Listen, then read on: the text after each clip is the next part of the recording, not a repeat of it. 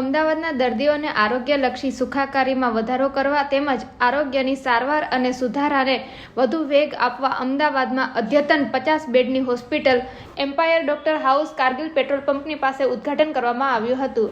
આ હોસ્પિટલનું ભવ્ય ઉદ્ઘાટન પૂજ્ય ધર્મતિલક સ્વામીના હસ્તે કરાયું હતું.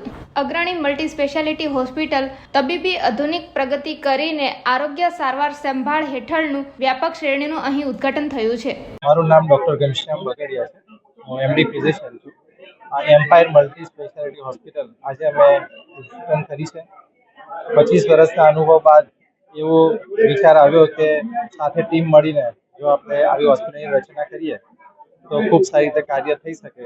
તો એના માટે અનુભવી અમારી ડૉક્ટરની team doctor Shaileshbhai, doctor Nareshbhai, doctor Pranav, doctor Yogeshbhai, doctor Mukundbhai અને ડૉક્ટર પાર્થ, આ ટીમે અમને એવું એક સ્વપ્ન આપ્યું કે એવું સારું લોકેશન હોય અને બધી બેઝિક પાયાની જે ફેસિલિટીઝવાળી હોસ્પિટલ આપણે જો બનાવીએ તો દર્દીઓની ખૂબ સારી સારવાર થઈ શકે. તેના માટે આ બધા જ department, medical department, orthopaedic, surgical અને ગેસ્ટ્રો ડિપાર્ટમેન્ટ એ ખૂબ જ સારી રીતે અહીંયા સંપૂર્ણ સારવાર બધી સગવડ સાથે આપણે આજે ખુલ્લી મૂકી રહ્યા છીએ.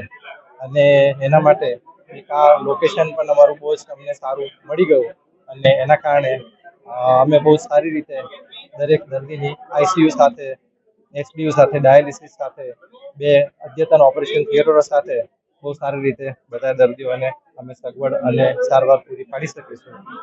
એના માટે આજે અમે આ હોસ્પિટલ આપણી 50 બેડની હોસ્પિટલ છે. ઓકે, આ હોસ્પિટલનું ઇનોગ્રેશન થઈ રહ્યું છે.